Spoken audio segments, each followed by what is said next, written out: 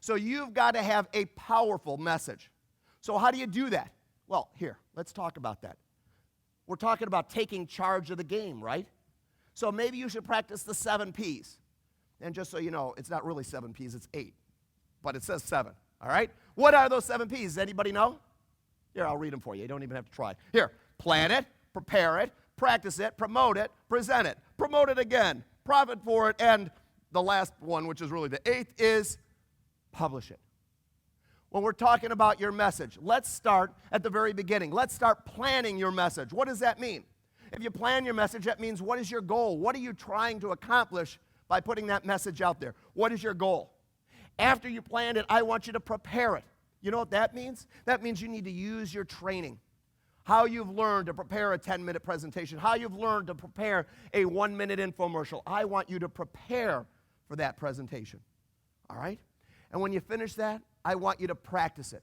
And when I say practice it, I don't mean sitting in the car with the dome light on 2 minutes before your presentation. I'm doing this presentation now. Anybody know how many times I've actually gone through this presentation? A whole lot. A whole lot. Okay? So you need to practice it. There's nothing else I could say about that, all right? Then I want you to start promoting it. And you know what promoting it means? That means 6 weeks out, you need to start telling your members who exactly you want to hear, who you want to see in those seats for your meeting. Promote it so that they know how to invite people for you.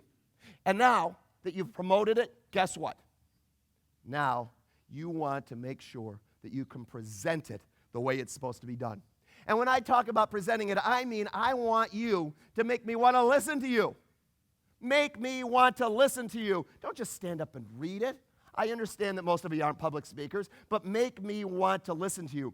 On Tuesday, I listened to a 10-minute speaker. His name was Richard Bratz right here. He had a great, great presentation. You know why? Because he got my interest. He obviously planned it. He made me want to listen. And you need to do the same thing too. Because, by the way, it's early in the morning. Who wants to listen unless you make me want to listen to you? So now, after you presented it, I want to make sure that you promote it. And how do you do that? Well, listen, you're walking out, you better make sure you're putting something in their hands after their meeting, a flyer or something so that they remember. Make sure that you are promoting what you just talked about so that they don't walk out and completely forget what it is that you said. And now that you've finished that, let's go to the big one. Let's talk about profiting from your message. Are you tracking the results? Remember when we started up at the top and we said, what is your goal? How close to your goal are you coming? You need to make sure that you're presenting your program to hit your goal so you're making a profit. And then, the 8th one, which is really the 7th, right? The 8th one, publish it. Hey, listen, put out a press release about what you just talked about. Aren't you the expert in your business? So you want to make sure that you can publish and you can make sure that everybody else who didn't have the opportunity to hear your presentation, you want to make sure that, guess what? They can hear even though they weren't there. So your message, your powerful message that Michelle talks about is out there, okay? So what we've talked about is a hands-on approach to growing your business. We've talked about a hands-on approach to growing your chapters. We've talked about a hands-on approach to growing your profits.